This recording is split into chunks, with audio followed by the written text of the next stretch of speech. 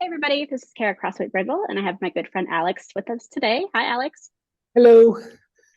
We are going to talk about scarcity and clients outgrowing therapy today. This was an inspiration from a consult that I had the other day, and I'm always appreciative of Alex and Liliana, who you both come on all the time to talk about these things because I think it's pretty important. So, Alex, to kick us off, what do you think of when I say the word outgrow when it comes to therapy? I think we've met our goals and we've come as far as we can together.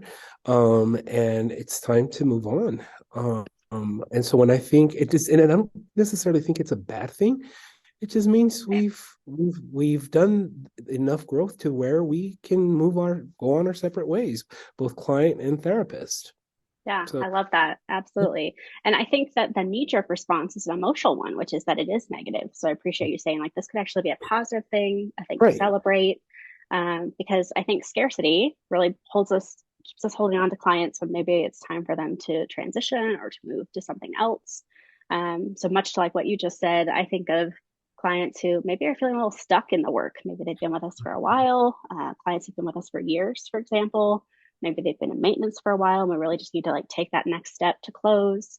But maybe more importantly, clients that are that in that stuck place where they need something different than what we can Right. offer. So I know you and I both offer EMDR. Maybe we've come as far as we can in EMDR and they need something else, something new to keep doing their work. So I wanted to talk about this and have people reflect on their current caseloads, what's Right. happening with their clients. Maybe they're feeling a stuckness too, or Yeah. some stagnation happening.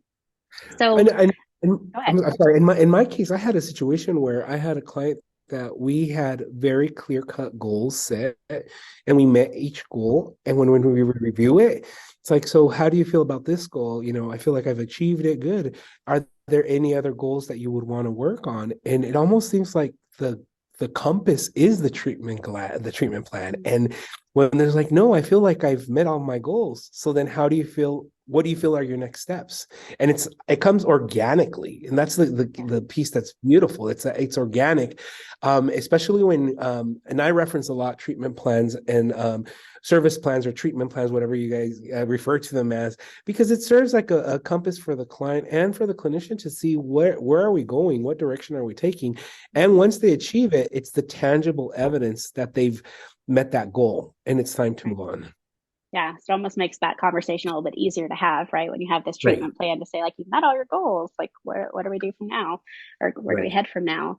I think some of my clients scramble to find something else to work on, which is probably more about their anxiety about closing or leaving than it is about the work.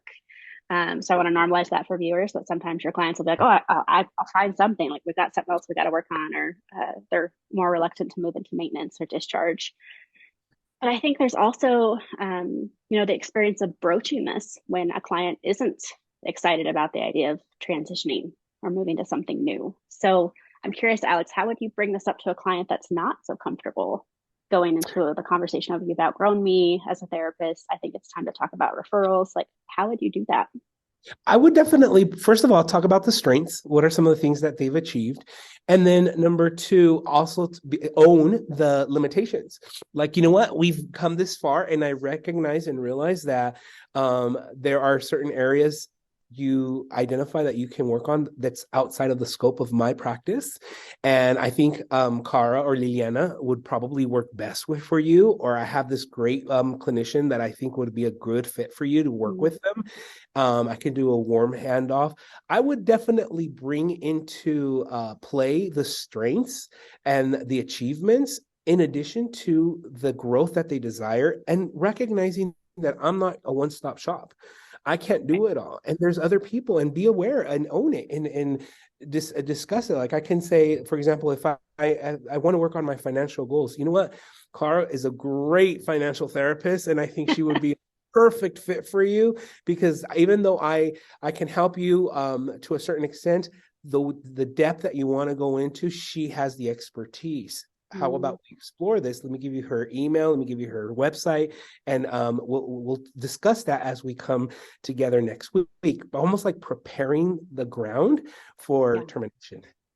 Yeah. And I appreciate like kind of that warm handoff of like, maybe it's the humble experience of saying it's not me, but, or it's not me and I should say, I would hate but. So it's not me and I have some ideas or I have some referrals or I can make a connection, an introduction to another professional for the Right. purpose of what they want to work on. I know I had Right. this experience, and we alluded to this in a previous video, but I had this experience when we talked about pivots of like moving to different populations. And I was going through what I saw as a second round of burnout of like I was really close to feeling those same symptoms again. And I had to have the vulnerable conversations with clients of like, I need to transition. I need to stop doing trauma work for a little while. And I think it's time for you to find another provider, and I'm going to help you with that. So by no means was it client abandonment of like, bye, see ya, good luck. It was this huge process of like 3 to 4 months Uh-huh. with some of these folks to say, how do I get you another professional? What would be beneficial? What would be a good fit? What kind of modalities or interventions should we be looking at? And some of those folks went to other EMDR therapists, and some went to like neurofeedback or equine or some Right. other really cool things. And so it's like ongoing conversations so that they felt like they were a part of it while still hearing from me. You've outgrown me. I'm changing where I'm headed. I'm pivoting. Let's have this be collaborative, which was more emotional for some and an easier transition for others. And so Correct. I think why I was really called to have this conversation is because I think scarcity holds people to the sameness, right? Of like, oh, I'm going to hold on to my client, or like, I need that regular income, or I think that's probably its worst form. Versus like we have this relationship and they don't want to start over. And so like, are they holding on to us? And so I really like the term outgrow because I feel like it is empowering. It's not we're stuck, we're Right. stagnant, find somebody else. It's you've outgrown me and what I can offer you. And so now is the time to change and to pivot. What are your thoughts, Alex, as we're talking about this together? I want to share something, and I don't mind sharing this because it was very personal. I had a situation with my therapist where he actually told me the same thing, where he's like, I want to do more depth work, and he goes, you know what, that's not my treatment modality, and I feel Mm-hmm. that we've come to a place where we can do a handoff to somebody else. And I really appreciate at first, I'm not gonna lie, the human part of us is like, oh man, I have established a relationship. Let's call it for what it name it. Let's call it for what it is. It's the human connection that we have, the trust, the security that we have in discussing and showing up authentically and genuinely. And when he said, I feel that you'd be best if you work with, and gave me 3 recommendations. Out of the 3 recommendations, one of them was a good fit.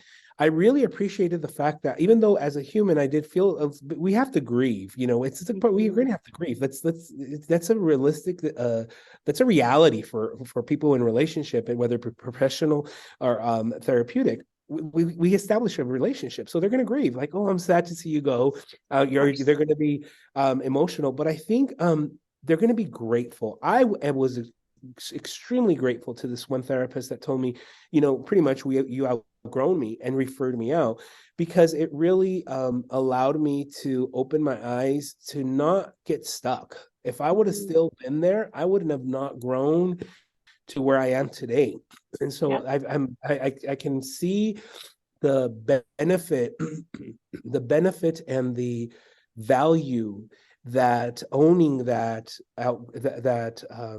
process, owning that termination, being able to say, you know what, we've achieved this, or we've outgrown each other, and it's time Mm-hmm. to move on. Even though it's going to be a challenge at first, at the end of the day, it's going to be beneficial for the client. Right. Right. And just to do best by them, right? Like your therapist gave you 3 referrals, and it sounds like they were thoughtful referrals of like they Right. know you, so they know what might be a good fit, or like here's a personality type, or here's a modality. Right. And so like for clients who might come across this video, like I think that's important for them to hear of like it's not just like I'm tossing you 3 referrals without thinking. Like a lot of us are going to put thought into this because we have our own grief of like watching you go or like having that relationship that we've built. And I recognize that it has kind of the anxiety grief component, but I want to share a story of a client that responded in a way I didn't expect when I went through this process of saying, hey, I need to take a break from trauma work. I'd been working with them for several years when they were a teenager to now adulthood. And when I went through the process of saying, like, here's where I'm coming from, I think you've outgrown me and I really need to take care of myself and I'm taking a pause on trauma work. I'm going to give you some referrals, like, what's coming up for you? And their response was like, well, Khara, I'm sad to see you go. And I'm actually really excited to pick my own therapist. I've never picked my own therapist. My parent picked my therapist. They picked you when I was 14, and now I'm 20 something, and I get a chance to do this myself. And so they saw it as an opportunity, which Right. was a beautiful thing that didn't even realize was going to be a part of our conversation. And they were like, this is going to be hard, but I'm ready for it. As an Right. adult, I'm ready to pick my own therapist. And so I think that's another story or illustration of where the outgrow conversation doesn't have to be painful. It can be a really beautiful empowerment Right. component for people, because it was for them. And I didn't see that coming. And I was like, oh my gosh, that makes me feel better too. As a therapist, I'm like, they're excited to try Yeah. this and find, the next best fit. That they really enjoyed our work together and they were excited to try somebody else. So for our viewers, I'm hoping this is a good conversation for all of you to counteract any scarcity that shows up, any anxiety we have about client response to saying, hey, I think you've outgrown me, and recognize that we all have a unique set of skills. And sometimes they hit a limit and they need to try something else to get to that next level, much to Alex, what you shared today in your own therapy work. So thank you Yeah, for sharing that. definitely. Um, Obviously, this is an ongoing conversation, but wanted to jump on a video and start talking about it, hoping that the community can start thinking about broaching this with clients. Have they outgrown us? Have they been with us for a while? Are they in maintenance? Do we need to take that next step? So all sorts of reasons they outgrow us. But Alex, I just really appreciate you having the conversation today. Thank you. Most definitely. Thank you for having me. Absolutely. Well, viewers, stay tuned for more videos. We always have ideas popping up from consults and just what we're doing in the community. So even now we have other videos brewing. So stay tuned and we'll see you next time. Take care.